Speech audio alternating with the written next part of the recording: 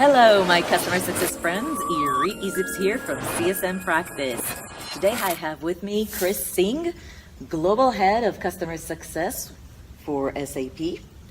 Thanks, Chris, for joining me. Happy to be here. Happy to be here. So Chris and I just had an amazing session at TSW where we talked about the essential guide on how to launch a customer success program. Chris, tell me a little bit about that experience with launching your own customer success program, and what are some of the main learnings that you had from that experience? Sure. Thank you, Rit. In the event we had yesterday, when the question was asked how many people are engaged in either actively launching a customer success program or have launched one already, 95% of the attendees put their hands up. So clearly an area where lots of interest, lots of investments from companies focusing in on it.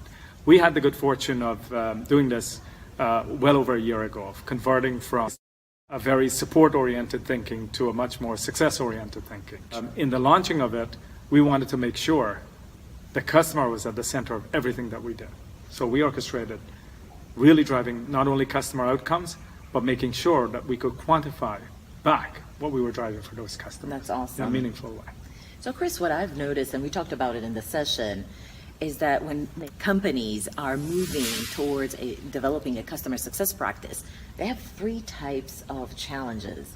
One is, how do you get the customer success managers adopt the playbooks? And I'll talk about some of the challenges there.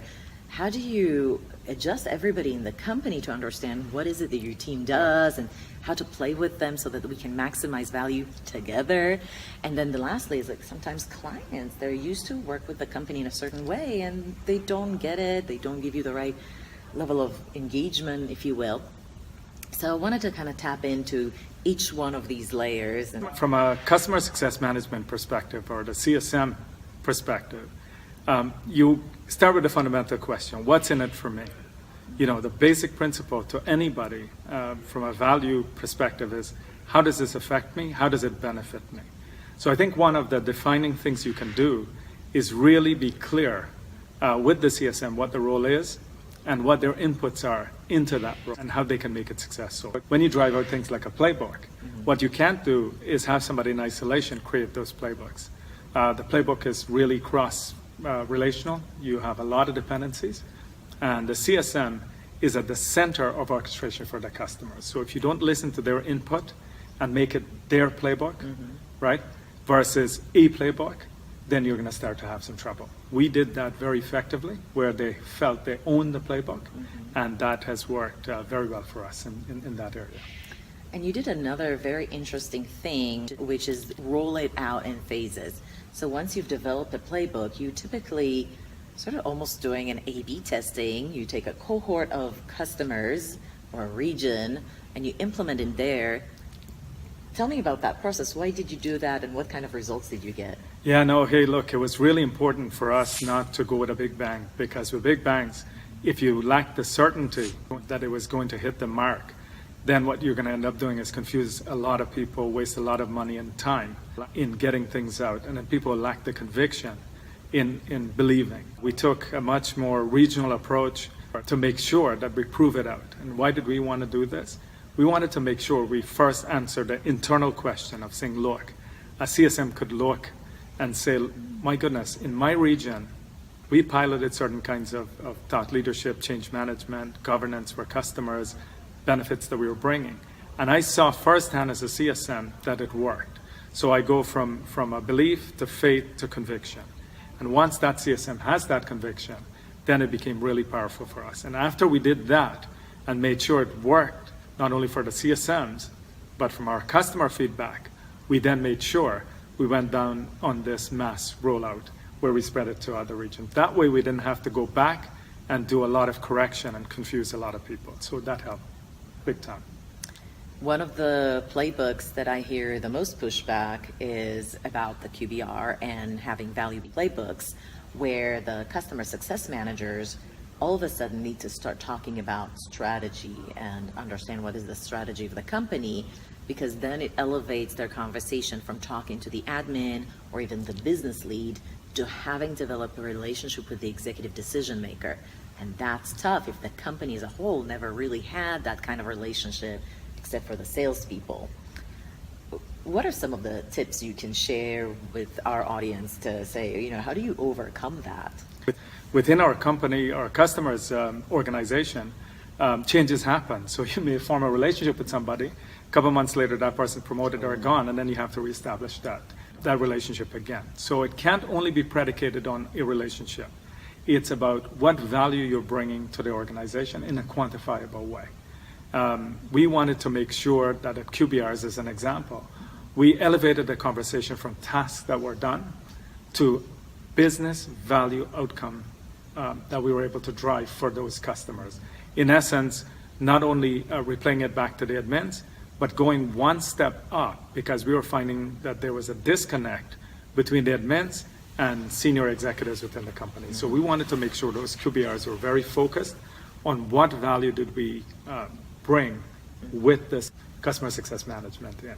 So that's how we were able to really shift our focus from task-based to value-based within those QBRs and driving it in a very templated way, because we needed consistency, and a template was really important to give the consistency not only with the CSM on a globally distributed business, but also making sure that the customers had a sense and feel, because they speak to each other and they're also globally distributed, and we wanted to make sure we had hit the mark with consistency, with consistent values.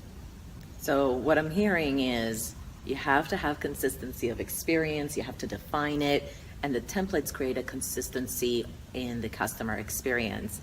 What I find also the templates do is just create a more systematic way of doing things. So instead of each CSM trying to come up with their own templates, it's very time consuming, it's very experimental. And so just save that time, save that busy time from the team and make them focus more proactive and less busy work. Absolutely. Prior to launch, you have to make sure that people within your organization, senior executives, understand what's in it for me. Is it more renewals we're seeking? Is it stickiness of solution? It's really expanding the solution, adopting and consuming much more. So that way we can increase our renewal numbers at the end in CSAT. Very important for us to make sure that we get that executive buy-in. And once you get that executive buy-in, you then have to make sure that you have the right talent pool up front, because we went hard and fast, over 400 and something CSMs in a blink of an eye. We needed to hire and get on board. So really securing the right talent, having a real distinct focus on the customers and how you are going to onboard the customer and employee in a systematic way. All of that has to be determined up front in a very good way. That way when rubber hits the road, you can get off really quickly what you're trying to do. So the last impact of launching a new customer success program or even a major initiative within the customer success practice is to address some of the overwhelming experience that the customers might have with your new program. And so a lot of times I hear that customers are resisting to change, or they think that the CSM is really about, addressing escalation tickets or just being tactical about this one thing that they wanted to do, and so the whole engagement is not optimized. What would you recommend customer success teams that are just thinking of making the relationship with the customers better and managing that risk of clients' resistance? What would you recommend? So a couple key things in there. We wanted to make sure right from inception, the way you sell or position what customer success is very important. Whether you monetize it or not, it's very important that upfront you set the expectation of what the offer is. Secondly, you have to make sure that once you land that customer, the onboarding is really, really important in driving out what value you're going to give that customer, what they can expect from the program. We, as a customer coming in, you can expect quarterly release planning, you can expect a QBR, and you can expect these kinds of attributes from your CSMs. And if you don't get that, come see us or see the leadership team. So it was really important in the onboarding process to really tell the customer what they can expect. The other thing too, sometimes what you don't know can harm you, and our customers sometimes is not aware of what it takes to succeed in a SaaS environment. A lot of them may have come from on-prem or hybrid scenarios.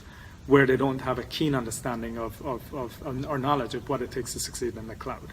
So we wanted to make sure that from a change management perspective, governance, employee engagement on their side, that we were also giving prescriptive guidance early and upfront, even in as early as the onboarding. We were doing it, but once you move past that onboarding, the early interaction with the CSM will be to bring the elements of helping the customer build the right cloud culture so they can consume and adopt the cloud solutions, and having the right sets of governance in play. Really, really critical to the success and changing the customer mindset up front, because as on day one, the true value of cloud solution is not an implementation, it's after the go live, right? So once that gets launched, we want to make sure we put the right habit in play immediately, and you set the tempo right up front, so that way people can start with the right cloud mindset, or customers can start with the right focus. So I'm hearing really the way I like to call it is just cultivating the client's sense of accountability. Correct. And setting the right expectations Correct. right at the beginning of the customer journey. Yes. And guys, if you already have a lot of clients already that have already started with you, you want to reset expectations with everybody that's critical for your customer journey.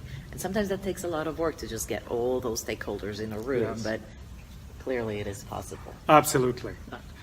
It always comes back to this one fundamental principle. I come back, what's in it for me?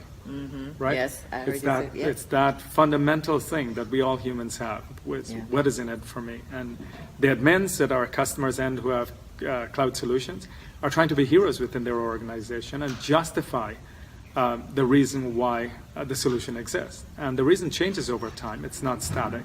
We have to find out what those reasons are and continue to adjust. All right, so if you're in the process of launching your own customer success practice within your own organization and you just need a few more tips, look at the comments below. I'm going to leave a link to the essential guide on how to launch customer success initiatives in general. So not just from scratch, but even if you're on the process and you want to know how to launch these initiatives in a really good way that sticks with your Right. customers and your CSMs and your cross-functional organization. It includes the framework on how to launch, Yes. so that you don't get overwhelmed and don't boil the ocean. And it has a lot of checklists for each one of the areas that we've talked about. So the customers, the cross-functional, as well as CSMs. If you're interested to learn more about how to develop customer accountability, I think it's an area that's uncharted. I think a lot of teams don't address it enough. I highly recommend listening to the podcast I did with Service Rocket. If you enjoyed this video, go ahead and subscribe, and I'll see you at the next video. Thank you, Chris. Great. so No, much. thank you. And TSIA was a very successful event, and it was Yes. great being here. And customers very receptive to the messaging around how to successfully launch your customer success management program. We certainly did it, and you can too. Awesome. Great. Thank you. Thanks, guys. Bye.